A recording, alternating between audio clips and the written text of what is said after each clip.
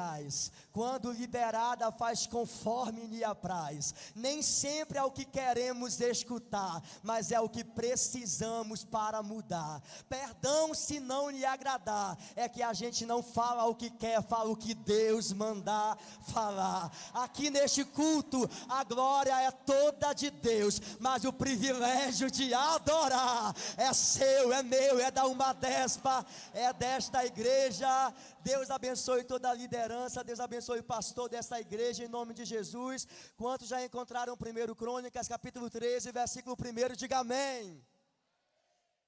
Diz assim: e teve Davi conselho com os capitões dos milhares e dos centos, e com todos os príncipes, e disse Davi a toda a congregação de Israel: se bem vos parece, se vem isso do Senhor nosso Deus, enviemos depressa mensageiros a todos os nossos outros irmãos em todas as terras de Israel, e os sacerdotes e aos levitas, com eles nas cidades e nos seus arrabaldes, para que se ajuntem conosco. E você senta dando glória a Deus. Me dê 30 minutos do seu tempo. O tecladista, se puder, vem com a gente. O Beck já fica aí pronto, que daqui a pouco a gente canta. Mas eu preciso da sua atenção por um pouco de tempo. O Senhor Deus tinha um plano grande, um plano extraordinário, e esse plano envolvia fertilidade, esse plano envolvia pessoas que fossem capazes de gerar, porque o plano de Deus era separar para si um povo que fosse um povo santo, sacerdócio real e nação adquirida. O plano de Deus era separar para si um povo, e esse povo se tornasse o exemplo para todas as outras nações. Se você estivesse procurando alguém para gerar um filho, para que este filho gerasse filhos, e assim sucessivamente, até se formar uma grande nação, provavelmente você procuraria um jovem e uma jovem recém-casados, para que eles pudessem gerar, porque são férteis e estão na flor da idade. Mas o nosso Deus, como é o Deus do improvável, em Gênesis capítulo 12, visita um homem que já é avançado em idade, e a sua esposa Sara, que é estéril, e o Senhor chama esses improváveis, esses pequenos, que não combinava absolutamente nada com o plano que Deus tinha, porque o plano de Deus era grandioso. Abraão já era velho, o plano de Deus era extraordinário, mas Sara era estéril. Quantas vezes nós também nesse contexto nos sentimos inadequados para viver os grandes e extraordinários projetos de Deus? Mas eu tenho uma palavra para essa juventude: o Deus que você está adorando é o Deus que levanta do monturo o necessitado e faz assentar entre os príncipes. O Deus que você está adorando é o Deus que escolhe as coisas loucas deste mundo para confundir as sábias. O plano de Deus era grande, Ele escolheu pessoas improváveis. Você vem para o Novo Testamento, Jesus vem à terra, Jesus saberia que não passaria o tempo todo e eternamente aqui na terra. Ele precisava preparar pessoas, para que essas pessoas dessem continuidade à obra que Ele começou. Que obra é essa? A obra da pregação do Evangelho. Aí a gente pensa, Jesus vai escolher os PhDs, Jesus vai escolher os cientistas, Jesus vai escolher aqueles que estão na elite sacerdotal. Não, Jesus vai no mar da Galileia pegar pescadores simples e humildes. Jesus vai até a mesa da recebedoria buscar um homem chamado Mateus, que era completamente improvável. O plano de Jesus era grande, mas Ele escolheu pessoas pequenas para executá-los. O plano de Jesus, como a Jéssica falou, era que estes homens se tornassem embaixadores do reino. Um certo herói da fé, escrevendo para os seus discípulos, disse a eles: se a rainha da Inglaterra vos convidar para ser embaixadores do reino dela, não vos rebaixeis a tal ponto, porque vocês já são embaixadores do reino de Deus. A gente precisa quebrar essa mentalidade mentalidade diabólica que o diabo tem tentado colocar, fazer com que você pense que porque você é crente, você é um coitadinho. Aí na faculdade, todo mundo diz que é homossexual, ateu, vagabundo, mas na hora que pergunta se tem um crente, você abaixa a mão. Por quê? Porque a universidade trabalha para fazer com que você pense que a sua fé é uma fé de minoria, é uma fé de gente desacreditada.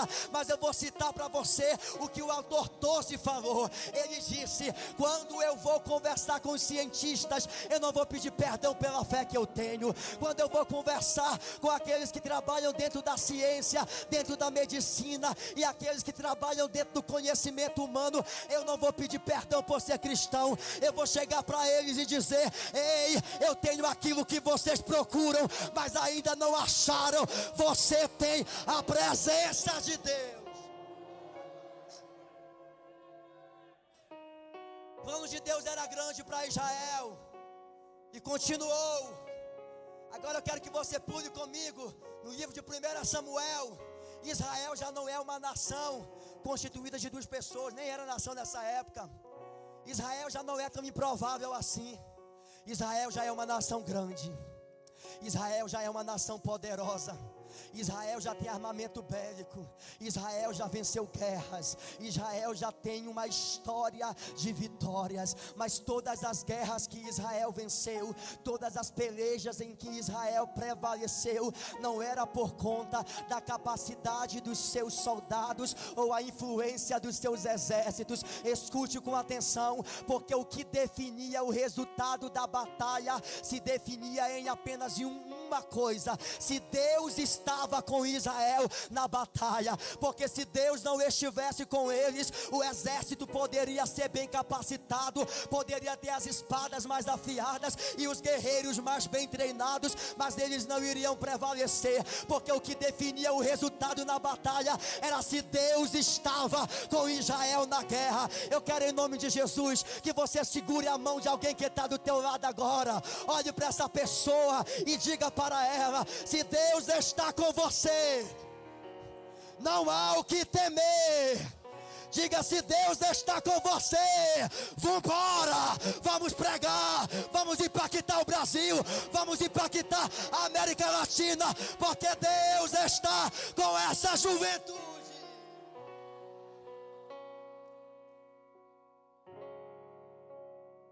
Era se Deus estava com Israel.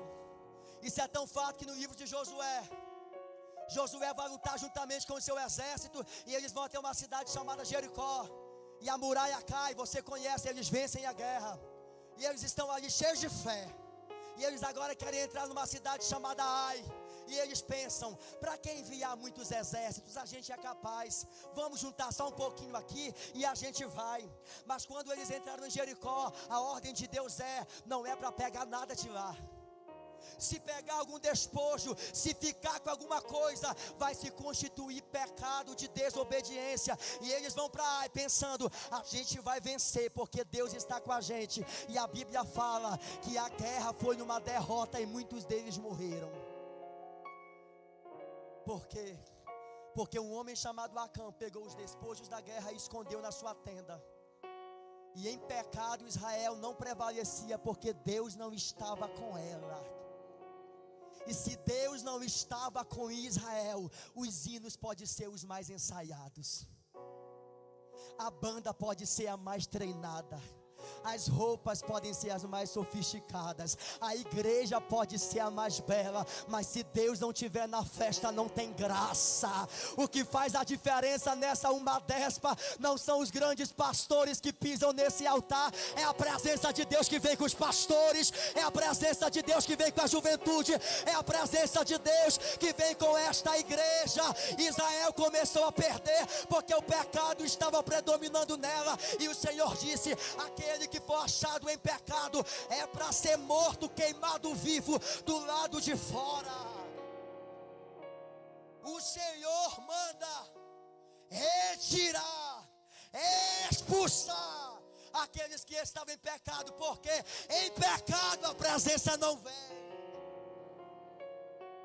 Levante as suas mãos com todo o temor de quem orou para falar alguma coisa aqui. Assim diz o Senhor para esta igreja: Deus vai expulsar, vai retirar, vai colocar para fora todos aqueles que estão vivendo em prostituição e não querem se arrepender, aqueles que não deixam a glória de Deus descer no altar. Quantas vezes Deus quer fazer, Deus quer agir, Deus quer batizar, mas tem gente vivendo na prática do sexo, do homossexualismo, da corrupção. Aí a gente prega, canta, e Deus não vem. Por quê? Porque tem muita sem vergonhice, tem muita sujeira, mas Deus me trouxe aqui para dizer que Ele vai limpar. A glória de Deus não vai sair da casa. Rodrigo, isso é coisa de Antigo Testamento. 1 Coríntios capítulo 5, Paulo escrevendo para a igreja em Corinto, ele diz: vocês estão inchados, versículo 2, e nem ao menos vos entristecestes, por não ter sido dentre vós tirado quem cometeu tal ação de prostituição. Versículo 5, a orientação de Paulo no que diz respeito a esse irmão que está em pecado é: seja entregue a Satanás para a destruição da carne. Versículo 7, Deus traz o remédio, porque todo juízo de Deus vem salpicado de misericórdia. Deus está dando aqui a chance para alguém se arrepender. No versículo 7, a orientação de Deus é: Corinto, limpai-vos. Estejam em todo o tempo alvas as tuas vestes. Se o altar estiver limpo, a glória de Deus desce sobre o altar. Quando Israel estava em obediência, Israel vencia, Israel prevalecia, porque o Senhor estava com ela. Quando a Bíblia fala a respeito de Davi, a Bíblia diz assim: Davi se ia crescendo e aumentando. Rodrigo, qual é o segredo para ter sucesso? Qual é o segredo para ser efetivo? Qual é o segredo para crescer e aumentar? A Bíblia diz no versículo posterior: porque o Senhor, Deus dos exércitos, era com ele. Davi crescia e aumentava, porque o Senhor era com Davi. Tem mar no caminho de Israel, mas se Deus é com Israel, o mar se abre. No meio do deserto tem fome, mas se Deus é com Israel, o maná desce. No meio de Israel o sol é escaldante, mas se Deus estiver com Israel, tem coluna de nuvem, tem coluna de fogo. Sabe o que Deus está dizendo? Enquanto a minha igreja permanecer em obediência, a minha glória vai continuar abrindo portas, abrindo portas.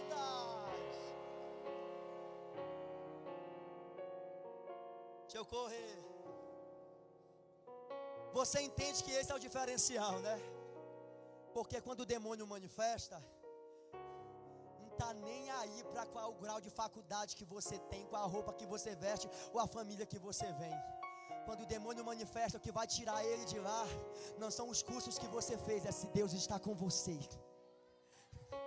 Daqui a pouco alguém chega assim: aconteceu alguma coisa, alguém está doente, chama aquele jovem para orar aqui em casa. Mas por que aquele jovem ele grita? Por que aquela jovem ela chora? Porque aquele menino ele é doido? E alguém começa a dizer assim: ele é doido, ele grita, ela chora, mas Deus é com ela, Deus é com ele. E quando ela ora, o demônio sai, as enfermidades são curadas, a glória de Deus desce.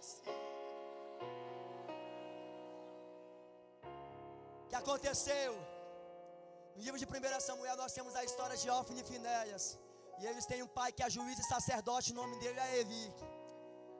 Ele até chama a atenção dos seus filhos, mas não com tanta rigidez, até porque não tinha exemplo, e a gente não respeita quem não tem exemplo para nos chamar a atenção. Ele chama a atenção, não dá certo, então ele deixa os filhos pecarem. Pastores que aqui estão, eu falo em nome da minha geração: nós não precisamos de mais coaches. Nós não precisamos que vocês olhem para a gente e digam que está tudo bem, porque a gente sabe que não está. A gente não precisa de mãozinha na nossa cabeça. A gente precisa mesmo é de pastor bravo em amor.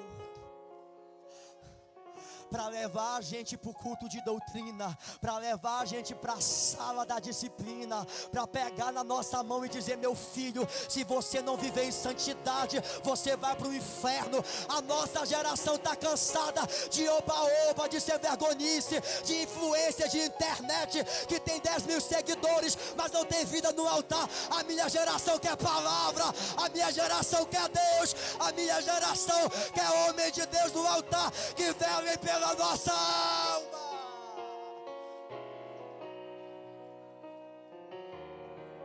Ele não fez isso, e pela imprudência de Ófine e Finéias, a arca foi levada. A arca simbolizava a presença de Deus em Israel, ou seja, quando Deus estava com Israel. Diga comigo: a presença de Deus saiu de Israel. Imagine uma despa sem a presença de Deus. Imagine um ensaio sem a presença de Deus. Tem gente que nem precisa imaginar, porque já vive uma vida sem Deus, que Deus se afasta e você nem percebe. A presença de Deus foi levada de Israel.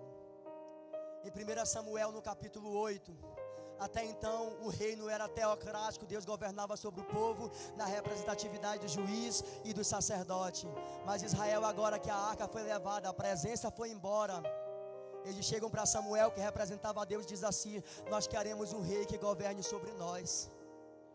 Deus estava dizendo: eu escolhi vocês para serem o meu povo particular. Israel estava dizendo: não, a gente quer ser igual a todas as outras nações. E eles dizem categoricamente: nós queremos um rei porque nós queremos ser iguais às outras nações.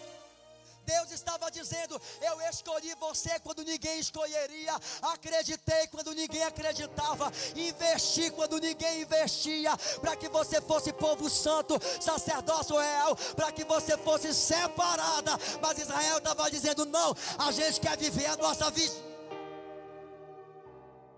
Tem gente aqui que Deus está dizendo desde cedo: eu quero levar você pelas nações. Tem tribo indígena que tem teu nome lá, porque antes de você ser gerado no ventre, as nações eu já te dei para o profeta. Aí Deus usa Jéssica, aí Deus vem na minha boca e fala: eu tenho para você coisas grandes e firmes que você não sabe. Aí você fica aí no seu banco: mas eu não tenho força para deixar de fazer sexo com meu namorado. Eu quero viver minha vidinha, os meus sonhos. Levante a sua mão. Você não é um investimento que vai dar errado, você é um investimento que já deu certo. Você vai dar muitos frutos na casa de Deus. Eu quero liberar uma palavra sobre a minha geração, só para quem acreditar receber. Deus está dizendo: você não vai envergonhar o evangelho, você não vai envergonhar a minha palavra, você não vai envergonhar a igreja. Você vai ser santo, você vai casar na igreja, teu pastor vai fazer teu casamento, você vai honrar o evangelho, você vai ganhar almas, você vai ser cheio. Fique em pé comigo.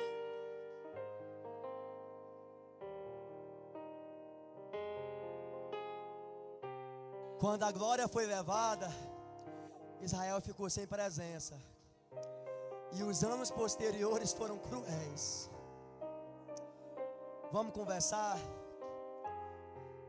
A Europa foi o palco dos grandes avivamentos no passado.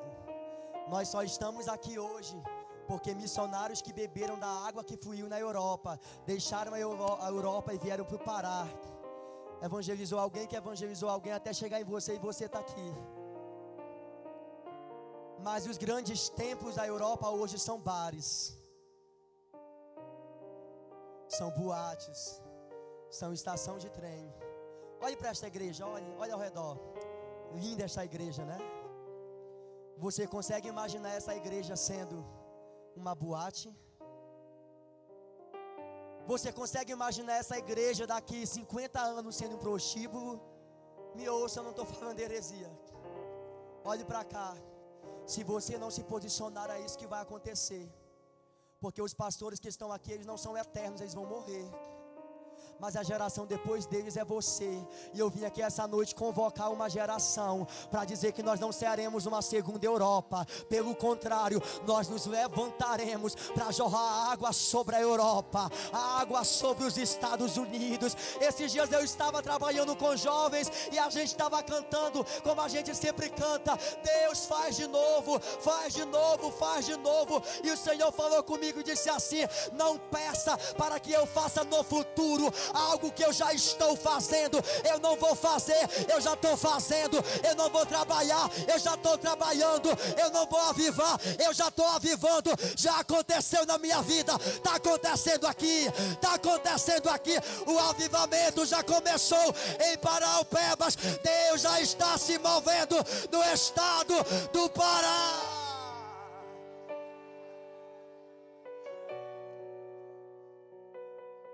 Olhe para alguém do seu lado, diga para essa pessoa, diga: a Assembleia de Deus não vai acabar, porque Deus tem você. Diga: a tua congregação não vai fechar, porque Deus tem você. Diga: o pentecostalismo não vai acabar, porque aqui tem gente pentecostal. Aí a gente tem por aí um bando de gente até dentro da Assembleia que vem oriundos e acreditam na teoria do cessacionismo, acreditam que os dons do Espírito Santo já acabaram e que não há mais manifestação de poder. Aí a gente vem aqui em Paraupebas e encontra uma juventude que ainda profetiza, ainda fala em outras línguas, porque poder de Deus não acabou em Atos, está disponível para quem quer.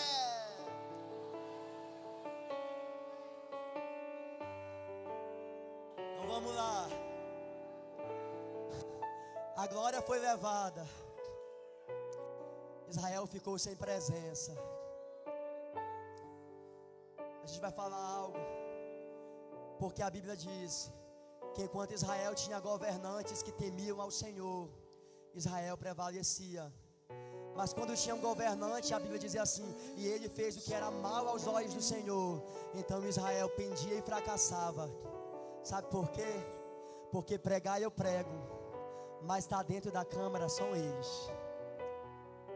Se os nossos governantes não tiverem Deus na vida, daqui a pouco a gente vai ser preso por pregar.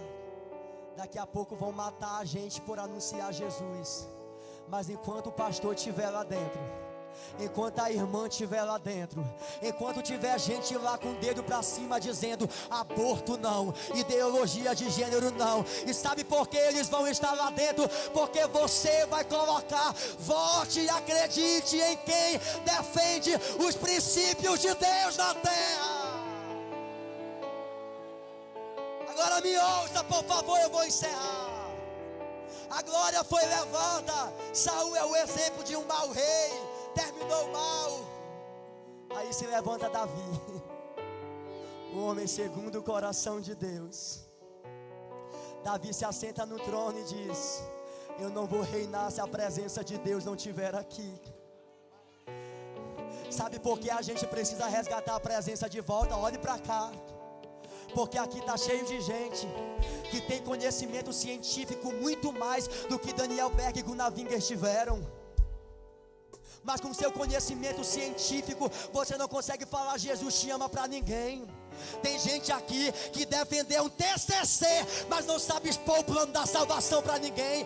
Você é útil para a sua faculdade, mas o inútil na casa de Deus. Mas a glória vai voltar e vai ter uma geração que mesmo sem estudo, mesmo sem faculdade, ou com a faculdade o estudo, vai se levantar para dizer: eu sei o que os estudiosos falaram, eu conheço a teoria, mas eu experimentei Deus, eu conheço Deus. Jesus salva, Jesus cura, Jesus bate.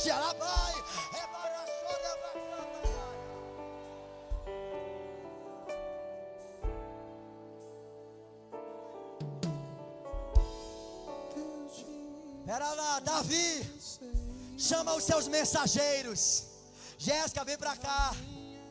O missionário que estava falando de Tati está aqui. Se ele tiver e puder subir, por favor. Esqueci o país dele. Vem cá.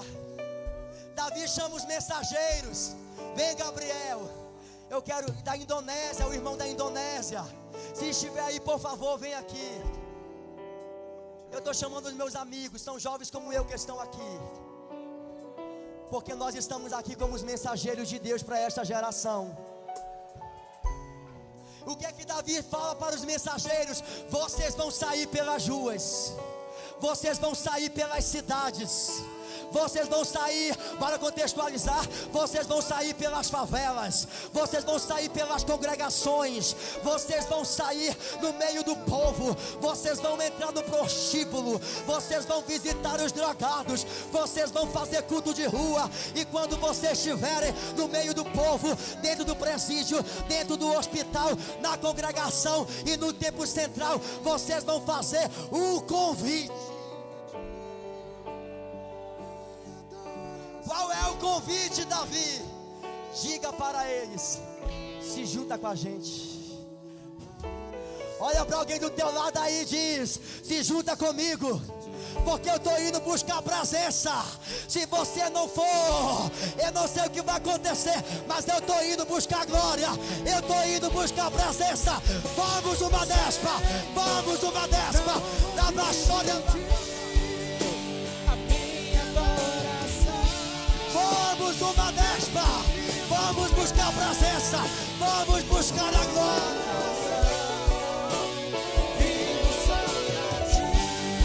Bora encerrar. Eu encerro aqui. Conversava com uma amiga missionária e ela dizia assim: hoje em dia 20% da juventude é cheia do Espírito Santo, e os 80% que não são ficam zombando, são frios, calculistas. E ela disse: na minha época 90% era batizado, e a gente não aceitava quem ia para a igreja e não dobrava o joelho para orar, porque para a gente estranho é não ter presença, estranho é não ter Deus, estranho é não ter glória de Deus. E ela dizia: no meu tempo 90% era batizado, e os 10 que não era ficava dizendo: vem glória de Deus, vem presença de Deus. A gente vai buscar até o céu se rasgar, porque essa geração vai impactar as nações. Eu estou sentindo de Deus, de liberar, que Deus está levantando em Paraupebas uma grande emissa de missionário. Então abaixa sua mão, abaixa sua mão. O tempo está tarde, não dá para chamar na frente, mas eu vim aqui convocar. A Jéssica veio convocar, o Gabriel veio convocar. Quem sabe um dia a gente volta com Aleph Pires, Ingrid, Roberta e todo mundo aqui. A gente veio convocar. Sabe quem vai levantar a mão agora? Só você que quer fazer uma aliança com Deus essa noite, de não gastar a sua vida sendo um cristão inútil, sendo qualquer um. Eu vou orar por alguém aqui que está dizendo para Deus: Deus, se o Senhor quiser me levar para a África, eu vou. Se for para a Rússia, eu vou. Se for para o Japão, eu vou. Se for para o Nordeste, eu vou. Eu quero orar pelos missionários. Então, por favor, se você só quer ser mais um, fica no seu cantinho. Se você quer viver uma vida de pecado, fica com a mão abaixada. Mas quem quer buscar a glória de Deus, já vai levantando a mão, porque a gente vai orar. E essa noite você vai ser cheio. Seja cheio, seja cheio, seja cheio.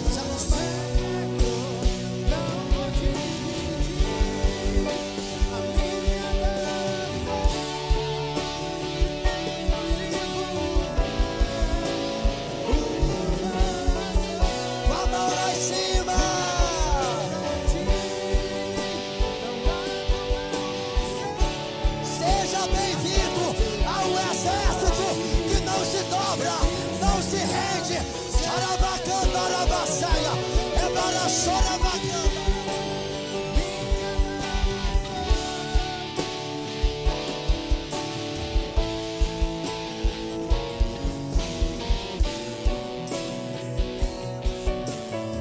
Baixinho, a mão lá em cima. Mais importante que as suas lágrimas são as suas decisões. Se a gente entendesse o peso do que Deus está fazendo aqui, a gente estava chorando. Porque eu quero dizer que você é uma geração desacreditada pelos homens. Eles estão dizendo na internet que essa é a pior geração. E vamos dizer a verdade, a gente tem dado motivo, mas aqui teve alguém que levantou a mão. Aqui teve alguém que levantou na mão. Aqui teve alguém que levantou na mão. Arabaide Yahasorebakai, Niando Yamasei, Anocho Niasei, Rebaide Yakanchu Idesei, Cantorebasorebahai, Aide Yasei, Aide Basorebakaia. Deus está dizendo: há uma porta aberta na tua frente, não fica do lado de fora, passa pela porta, passa, Rabai, Rebarasei, Eitou, Cantorebasei. Senhor nosso Deus e nosso Pai que está no céu, Senhor, estou aqui com o Gabriel, com a Jéssica, e a gente quer te apresentar os novos pastores da convenção. Quero te apresentar as 5 jovens que essa noite o Senhor falou com elas: você vai ser missionária. E elas estavam dizendo: mas como e quando? Senhor, usa a minha boca para te dizer: Kellen Gaspar, projeto Campos Brancos em Maracanã, teu pastor vai te enviar e te sustentar.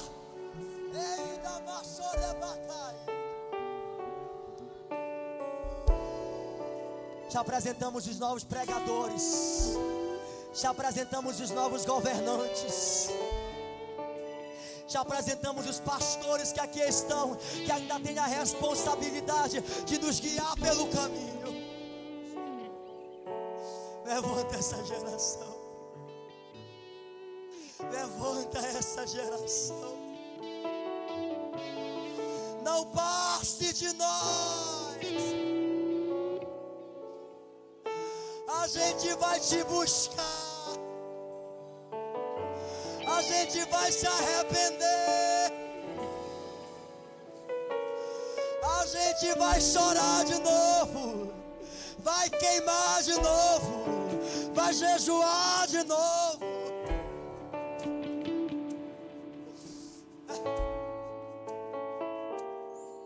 Em nome de Jesus, em nome de Jesus.